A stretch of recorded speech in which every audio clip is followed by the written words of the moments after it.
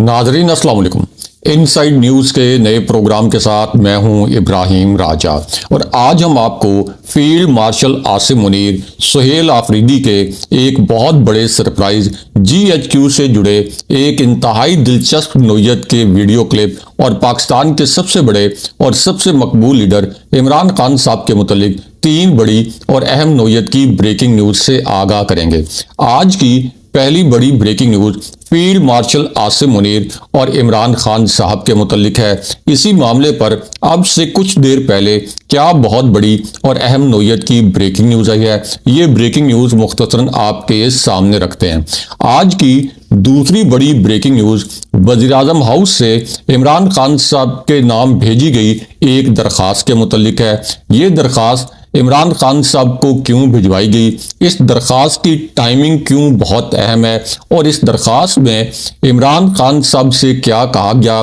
खान साहब से क्या मांगा गया, इस हवाले से भी आपको एक अहम ब्रेकिंग न्यूज़ से आगाह करेंगे। आज की तीसरी बड़ी ब्रेकिंग न्यूज़ एक वजीर को फांसी के मुतालिक है। इस मामले पर एक क्लिप इस वक्त सोशल मीडिया पर क्यों वायरल है, इसके मुतालिक आपको बताएंगे और GHQ के एक करीबी साथी और करीबी दोस्त के इस क्लिप में असल में क्या है, ये पूरी कहानी आपके सामने रखेंगे। सबसे पहले आपको GHQ के सबसे करीबी दोस्त के एक वायरल क्लिप के मुतालिक आगाह करते हैं। अब ये एक ऐसी शख्सियत का क्लिप है जिनको GHQ के इंतहाई करीब समझा जाता है, एस्टैब्लिशमेंट के इंतहाई करीब समझा जाता है। इसी शख्सियत की एक तस्वीर इससे पहले वायरल हुई थी और उनकी ये तस्वीर जो है ये फील्ड मार्शल आसिम मुनीर के साथ थी और ये तस्वीर सोशल मीडिया पर वायरल हुई थी। ट्विटर पर इस तस्वीर ने बड़ा तहलका मचाया था और ये जो तस्वीर है ये पहली मर्तबा उस वक्त आई थी जब जनरल आसिम मुनीर का आर्मी चीफ के तौर पर तकर्रुर हुआ था और एन उस वक्त ये तस्वीर लीक की गई थी और इस तस्वीर ने ट्विटर के ऊपर ना सिर्फ ये कि एक तहलका मचाया बल्कि इसके ऊपर कई जो है वो ट्रेंड भी चले और ये एक राज था कि आखिर ये तस्वीर इस वक्त क्यों लीक की गई और इस तस्वीर को लीक करने के पीछे किस किस्म के मकासद हो सकते हैं। अब कुछ हल्कों का ये ख्याल है कि ये जो शख्सियत हैं जिनके साथ जनरल आसिम मुनीर की ये तस्वीर थी, उन्होंने इस तस्वीर को खुद लीक किया और उसका मकसद ये था कि दूसरे लोगों पर जरा रौब जमाया जा सके कि देखें मैं तो आर्मी चीफ के साथ उठता बैठता हूँ, मेरी तो आर्मी चीफ के साथ गपशप है, मेरी तो आर्मी चीफ के साथ बड़ी गहरी दोस्ती है। इसलिए बहुत से हल्कों का ये ख्याल है कि इन्हीं शख्सियत ने खुद जानबूझकर ये तस्वीर लीक की ताकि लोगों के ऊपर जरा रौब दबदबा जो है ये डाला जा सके। अब यही जो शख्सियत है ये एक वक्त में रजीम चेंज ऑपरेशन के बाद निगरान वज़ीर-ए-आला पंजाब भी बनना चाहती थी। इन्होंने निगरान वज़ीर-ए-आला पंजाब बनने के लिए बड़ी लॉबिंग भी की, इन्होंने एस्टैब्लिशमेंट को बड़े पैगामात भी भिजवाए, अदरवाइज इन्होंने अपने सियासी राब्ते भी इस्तेमाल किए, लेकिन इनको निगरान वज़ीर-ए-आला नहीं बनाया गया। उसके बाद जब निगरान वज़ीर-ए-आज़म बनाया जाना था रजीम चेंज ऑपरेशन के बाद, तो उस वक्त भी इन्होंने बड़ी तगोदो की कि किसी तरीके से ये निगरान वज़ीर-ए-आज़म बन जाए। उस वक्त भी इन्होंने GHQ को बहुत से मैसेजेस भेजे, लेकिन इनको निगरान वज़ीर-ए-आज़म नहीं बनाया गया और इसके अलावा इन्हें कोई और ओहदा भी नहीं मिल सका। यानी ख्वाहिश तो इनकी ये थी कि ये केयर टेकर CM बन जाएं या केयर टेकर प्राइम मिनिस्टर बन जाएं, लेकिन केयर टेकर CM बने मोहसिन नकवी साहब और केयर टेकर प्राइम मिनिस्टर बने काकड़ साहब। तो इनको ना तो CM पंजाब का ओहदा मिला, ना ही प्राइम मिनिस्टर ऑफ पाकिस्तान का ओहदा मिला और ना ही इनको किसी किस्म का कोई और ओहदा मिला। अब ये जो शख्सियत है चूंकि इनको GHQ के करीब समझा जाता था और ये इमरान खान साहब के अचानक बहुत नाकिद बन गए थे, तो 2-3 साल तो इन्होंने वेट किया, सब्र किया, या आप कह सकते हैं कि सब्र शुक्र के साथ 2-3 साल इन्होंने खामोशी में गुजारे और इन्होंने कोई गिला शिकवा नहीं किया कि मुझे कोई ओहदा क्यों नहीं दिया गया। लेकिन उसके बाद यानी जब 2-3 साल गुजर गए तो इन्होंने अचानक पहले इस हुकूमत पर तनकीद करना शुरू कर दी और फिर इस हुकूमत की आड़ में इन्होंने एस्टैब्लिशमेंट को भी तनकीद का निशाना बनाना शुरू कर दिया। अब ये जो इन्होंने तनकीद शुरू की, ये इन्होंने शुरू की पहले तो मईशत के हवाले से कि पाकिस्तान की मईशत तबाह हो गई है। यहाँ तक तो उनकी बात ठीक थी और उनका मौक़िफ़ ठीक था, लेकिन इसका एक मकसद ये था कि इस्टेब्लिशमेंट पर भी दबाव डाला जाए कि देखें मैं एक ऐसा नैरेटिव बना रहा हूँ, मैं एक ऐसा बयानिया बना रहा हूँ कि वो हुकूमत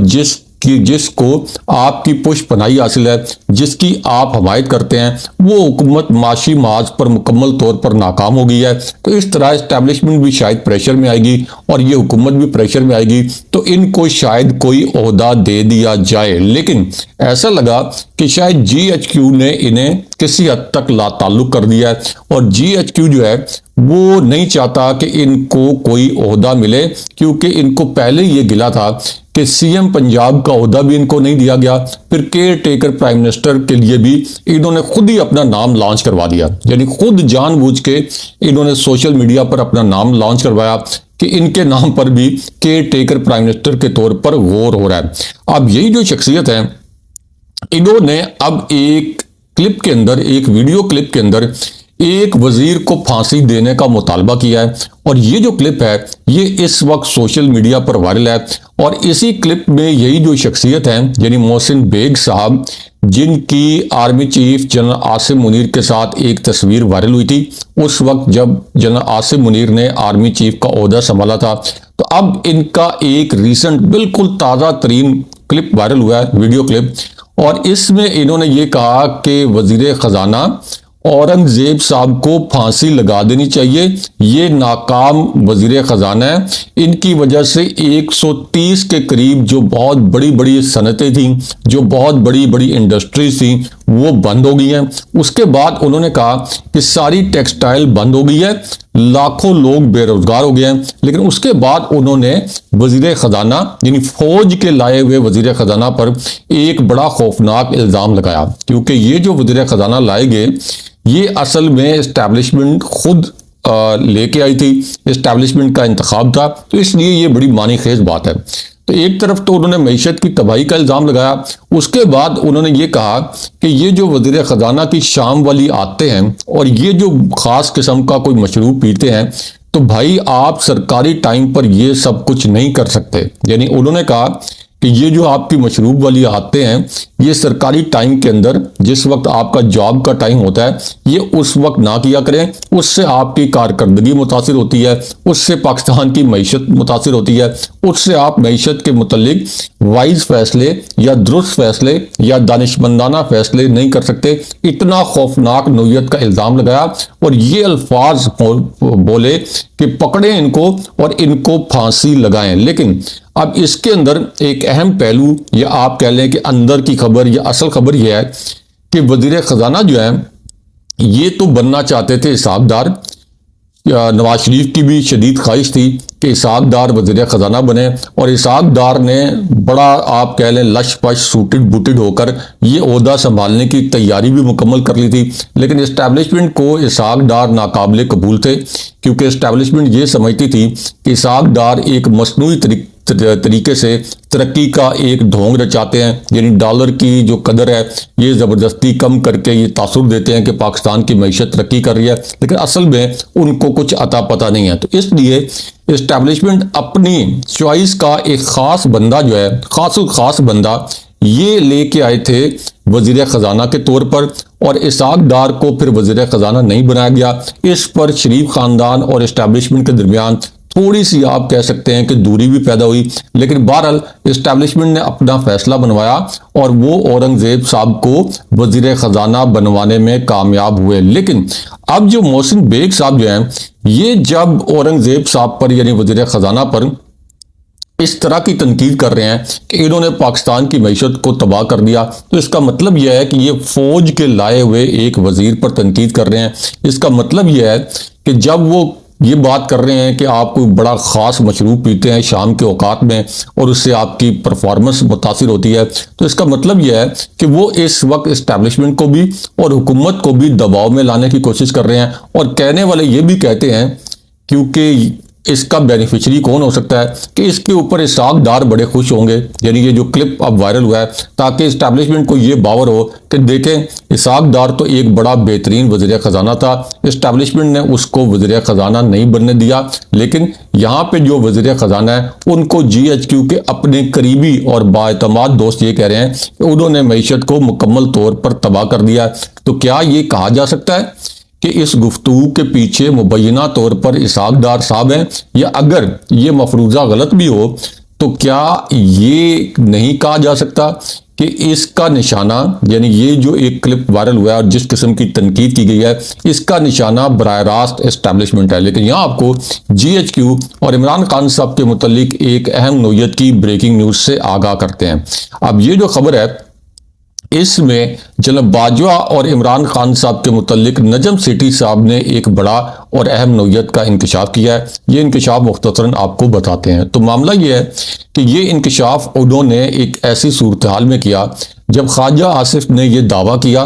कि जनाब बाजवा ने नून लीग को धमकियां दी, और धमकियां ये दी कि मुझे एक्सटेंशन दें वरना मैं मार्शल लॉ लगा दूंगा। और जब उनकी धमकियों को ख्वाजा आसिफ के बकौल हुकूमत खातिर में नहीं लेके आई, तो उसके बाद जनाब बाजवा जो है उन्होंने इस हुकूमत को लालच दी और ये कहा कि मुझे एक्सटेंशन दे दें और इसके बदले में हम आपको बहुत ज़्यादा नवाजेंगे। यानी ख्वाजा आसिफ ने इस किस्म के जो बयानात हैं उनकी भरमार कर दी, और इसके ऊपर फिर इस्टेब्लिशमेंट जो है ये ख्वाजा आसिफ से कुछ नाराज़ भी हुई, और फिर एक पैगाम जो है नाराज़ी का ये शहबाज शरीफ को भी भिजवाया गया, क्योंकि ख्वाजा आसिफ जिस तरह से जनाब बाजवा पर इल्ज़ामात लगा रहे थे तो उससे तो फिर एक आर्मी चीफ के एहतसाब का रास्ता खुल जाता, एक एग्जाम्पल सेट हो जाती। तो अब इस पूरी सूरत हाल में जब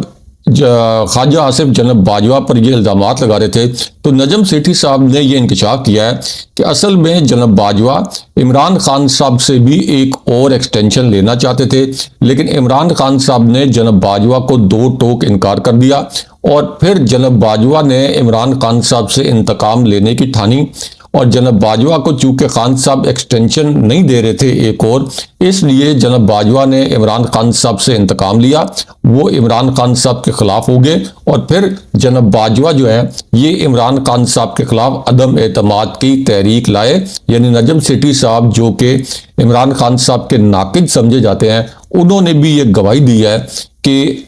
जनाब बाजवा जो है ये असल में इमरान खान साहब की हुकूमत गिराने के बराह रास्त जिम्मेदार थे और एक और एक्सटेंशन चाहते थे, लेकिन इमरान खान साहब डट गए थे। अब इसी वजह से सवाल ये किया जा रहा है कि कब जनाब बाजवा का एहतसाब होगा। जनाब फैज़ हमीद का तो एहतसाब हुआ है, लेकिन जनाब बाजवा जो कुछ कर रहे थे उसका एहतसाब कब होगा। लेकिन यहाँ आपको अदालत से इमरान खान साहब के मुतल्लिक एक बड़ी और अहम नोयत की खबर से आगाह करते हैं, एक बड़े और अहम नोयत के फैसले से आगाह करते हैं।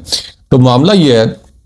कि अब इस्लामाबाद की जो सेशन कोर्ट है यहाँ से एक अहम खबर और एक अहम फैसला सामने आया है, और वो फैसला और वो खबर ये है कि सेशन कोर्ट ने 9 मई समेत दीगर जो मुकदमात हैं इनमें इमरान खान साहब और बुशरा बीबी साहिबा को 27 जनवरी तक गिरफ्तार न करने का हुक्म दिया है। अब इसी पूरी सूरत हाल में अदालत ने इमरान खान साहब और बुशरा बीबी साहिबा की जमानत में 27 जनवरी तक तोसी भी की है। अदालत ने आइंदा समाअत पर खान साहब को ज़ाती तौर पर या वीडियो लिंक के जरिए पेश होने की हिदायत भी की है। लेकिन ये जो फैसला है आप ये समझ लें कि ये एक तरह का आई वॉश है, ये एक तरह की खानापुरी है, क्योंकि इमरान खान साहब को तो दीगर मुकदमात में पहले ही कैद किया हुआ है, तो इस जमानत का इमरान खान साहब को अमली तौर पर किसी किस्म का कोई फ़ायदा नहीं है। लेकिन यहाँ आपको मरियम नवाज, इस्टेब्लिशमेंट और सुहेल आफरीदी के मुतल्लिक एक बड़ी और अहम नोयत की ब्रेकिंग न्यूज़ से आगाह करते हैं। तो मामला ये है कि इमरान खान साहब ने सुहेल आफरीदी को यह हुक्म दिया था कि सड़कों पर तहरीक शुरू करने के लिए मुकम्मल तौर पर तैयारियां की जाएं। इसके लिए एक बहुत बड़ा धरना जो कि मुबैना तौर पर अडियाला जेल पर दिया जाएगा, इसके लिए तैयारियां की जा रही हैं। KP के लेवल पर ये तैयारियां बहुत ज़ोरों शोर से जारी हैं, और अब सुहेल आफरीदी ने यह फैसला किया है कि वो मरियम नवाज के नाम नेहाद घर लाहौर, जिसको नून लीग एक वक्त में अपना घर कहती थी, लेकिन तहरीक इंसाफ ने लाहौर से भी नून लीग को बहुत इबरतनाक शिकस्त से दो चार किया। तो अब जो ये नाम नेहाद घर है मरियम नवाज का, तो सुहेल आफरीदी ने यह फैसला किया है कि वो लाहौर जाएंगे और वहां पर जो स्ट्रीट मूवमेंट जिसका इमरान खान साहब ने हुक्म दिया था, इस तहरीक की तैयारी करेंगे। लेकिन यहाँ पे इस्टेब्लिशमेंट, GHQ और मौलाना फजलुर रहमान साहब के मुतल्लिक एक अहम खबर से आपको आगाह करते हैं। फजलुर रहमान साहब का एक क्लिप इस वक्त वायरल है। इस क्लिप में क्या है ये आपको मुख्तसरन बताते हैं। तो मामला ये है कि उनका ये जो क्लिप है ये लाड़काना में एक खिताब से वायरल हुआ है और इस खिताब में मौलाना फजलुर रहमान ने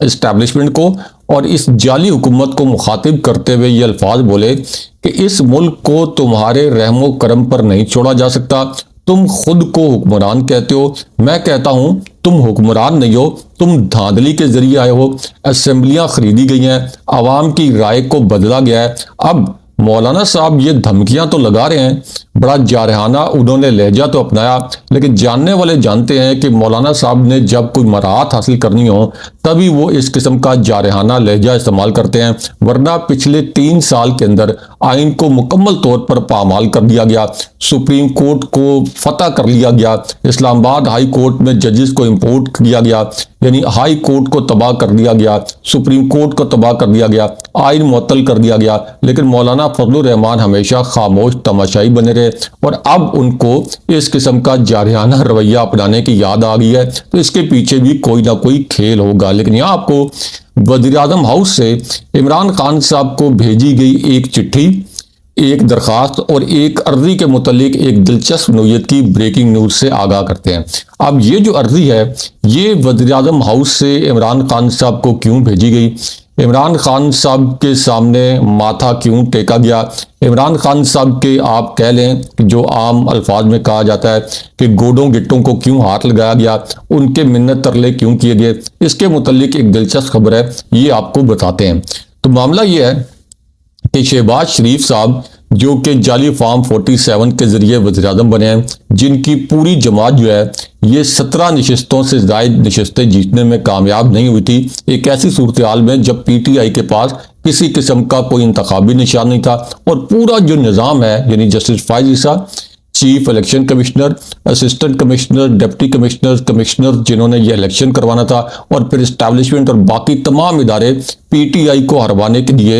एक तरफ थे और दूसरी जानिब PTI से इंतखाबी निशान भी ले लिया गया था। उसके बावजूद नून लीग कुल मिलाकर 17 नशस्तें भी असल में हासिल नहीं कर सकी थी। बहरहाल अब चूंकि शहबाज शरीफ को वज़ीर-ए-आज़म के तौर पर मुसल्लत किया गया है तो अब उनकी जानिब से इमरान खान साहब को एक चिट्ठी भेजी गई है या आप कह लें कि एक अर्जी भेजी गई है